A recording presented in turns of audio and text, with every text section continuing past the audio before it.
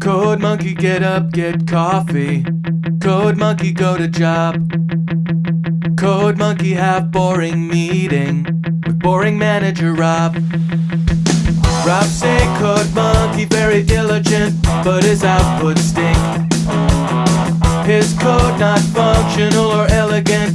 What do code monkey think? Code monkey think maybe manager wanna write login page himself. Code monkey not say it out loud. Code monkey not crazy, just proud.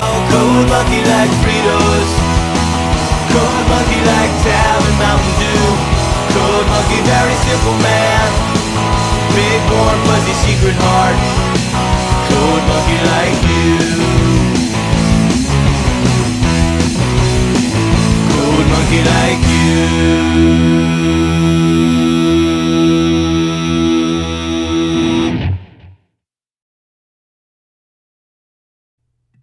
So you guys want to hear something crazy? Like, unbelievably, like, last thing you would ever expect to hear crazy? This movie might be the best movie. No, this movie is the best movie I have seen in all of 2018. I kid you not. Smallfoot is the best movie I have seen in all of 2018. Not just in terms of entertainment, but in terms of quality. In fact, this might be one of the best animated movies I have seen in the past 5 years. This thing, dare I say, might be better than Coco in some places, which is hands down one of my all-time favorite animated movies. This movie is mind-blowing, and you would never expect that. That partially has to do with the marketing, and I'll talk about that in a minute. Let's talk about the story. First of all, I love these kinds of stories. I love the idea that to Yetis, the Smallfoot doesn't exist, much like how we would believe that the Loch Ness Monster or Bigfoot doesn't exist. That idea alone is perfectly serviceable. You can make a fun kids film out of that with a bunch of Yetis trying to find out, do humans exist? Now they take that and they do some unbelievable things with it. I do not dare want to spoil this movie because it is that good, but they have a very interesting and very unique dilemma in the movie that makes perfect sense. You see both sides, you see the pros and cons of pretty much every choice made, and in fact, the choices made are not the choices you would expect. There is a twist partway through this movie that I have to give nothing but absolute credit to for its sheer creativity and its sheer, willingness to get darker. This movie, despite being a G-rated kids film, and there not really being anything inappropriate in it or anything too dark, does handle some rather mature themes in ways that Disney would hold your hand and try and go, oh, well, everything's going to be fine in the end. This one straight up goes, maybe it won't be. Maybe people are going to get hurt. But that's the only way we'll ever figure this out. It is such a creative movie as well.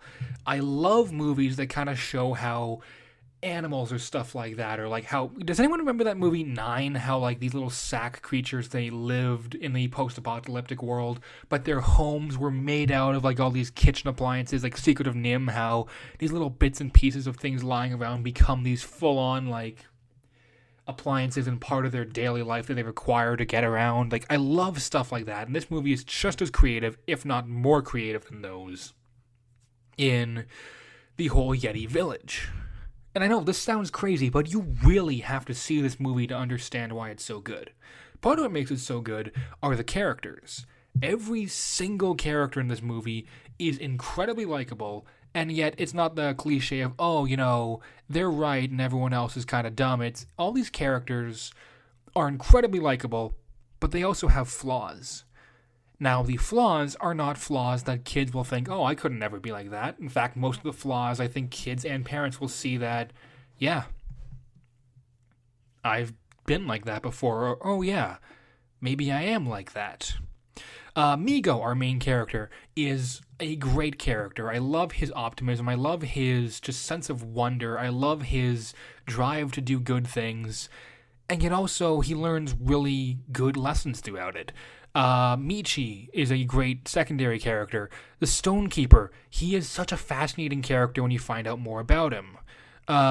Gwangi, Dorgo, Kuryoka, Brenda, Fleem, all these characters, Percy, they all are great characters. In fact, they are all unique, they're all different, and that also has to do with the animation, and I'll get to that in a minute. But the thing about these characters is all of them are relatable in some way, all of them have something hilarious about them, all of them are at least 3 jokes that will make you laugh out loud, but also all of them do kind of improve as the movie goes on, so to say. There's not really, there isn't really a straight up villain in this movie, and I'm not going to go into spoilers on that, but it certainly does work. You love these characters and you want to kind of see more of them, and well, the movie does a great job building these characters as people you can either see yourself as or relate to in a way, or know, oh yeah, that guy reminds me of my friend, and I know, maybe I'm thinking way too deeply into this, but well, you know what? It's got to be said. Okay, so spoilers, jump to this time. I'm just changing my mind on the fly here. See, the reason why the message behind this movie is so powerful, at least so interesting, is Common, who plays the Stonekeeper. He's the rapper dude. Of course, he gets to spit a pretty fire rap. Or maybe an ice rap. No? Sorry. My Mr. Freeze was just showing there. I'll never do that again. But you see, they actually explain that these stones are essentially the laws they live by, explaining where they came from, how their world works, and the fact that there are no Smallfoot. Turns out all of them are false. But they're lies built to protect the village from the Smallfoot, because the one they used to live down among them, and they ended up facing genocide because of it. Yeah, whether we understand this or not, we suck. People just genuinely do suck. Let's be honest there. We're not exactly a great race. But it's a fascinating idea that build a lie to protect everyone you care for, and it's done right. The whole liar reveal plot point comes in. It's done right. This is one of those times where it actually kind of shows you gotta lie if you want to protect everyone you care for. At this point, what do you want to have happen? Everyone dies, but they know the truth? Or everyone lives, and they believe that ignorance is bliss. It's a good, powerful message, one that I think more kids' films should try and bring up. The fact that life isn't always black and white, that sometimes doing the wrong thing is the right thing. Disney, I don't think, would ever dare give that kind of message. And this movie I think, could be a genuine challenge for Disney to do better. It raises the bar of animation way up. Hey guys, welcome back. But yeah, that's why I think this message is so interesting. Actually, you know what? Jump ahead. I forgot to mention one thing. Jump to this time again. The reason why this message is so important is because the ending tells us, learn from history. Don't hide it. Don't run from it. Embrace it. Welcome back again. Back to what makes this movie so great. The animation is probably the best I have ever seen in an animated movie. Every detail, every bit of snow, every bit of fur, it looks so good. Every single character is a unique, distinct style to them, and yet they all work within their world. Look at Illumination. They are one of the most slapdash, I'm going to call them, animation companies, because they just constantly reuse characters, both in the foreground and the background. None of their characters look different or really unique. Most of them just look like they're reused character models. Here, every single character looks different or unique or distinct in some way, including the background characters. And it's awesome. The 3D is perfectly used in this movie, both with things coming out towards you, but also with literal depths of field. When you're looking at the trees and stuff like that, you can actually see they animated the space between the trees, so in 3D, it looks real. That is levels of detail that was not needed, but the animators decided to do anyways. You know what else makes this movie great? All the actors are phenomenal.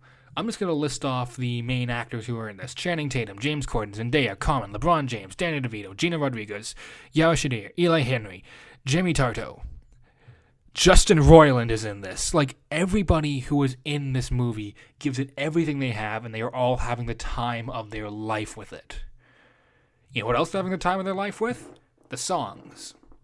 Yeah. Believe it or not, there's actually a couple of songs in this, and all of them are amazing. They are beautifully written, fantastically sung. There's even an awesome rap song in here, which I already spoiled what that's about, so just, you'll know when it's coming, and it is probably my favorite song from the entire movie. These songs are catchy and beautiful. Same with the animation. Just everything about this movie, it's so clear that they put so much time and effort into it, and it comes out in spades. Yeah.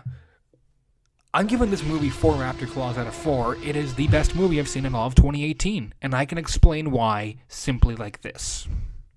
It's a kids' movie that also is fun for adults. It does not rely on toilet humor. In fact, there's pretty much none in the entire movie. It relies on genuine jokes, sight gags, and some well-written cringe humor. It is not that cliched. The cliches that are in here are either done so quickly that it's almost a joke in and of itself, or they're used properly. They're used in ways that actually make sense. The animation, like I said, fantastic. Some of the best I've seen in a long time. The characters, great. The music, awesome. Just go watch it. Trust me, you'll enjoy it. With that being said, welcome to Season 5, Dino Dudes. I'm pretty sure you were expecting another movie, and I know I'll review The Predator next time. Sorry, just really wanted to get this review out there. And until next time, Dino Dudes, keep cool, and I'll see all you guys around. Later. Also, there's going to be a new intro soon. The one I'm using for the next few is just until I can get the new intro filmed and edited. Sorry about that. Bye.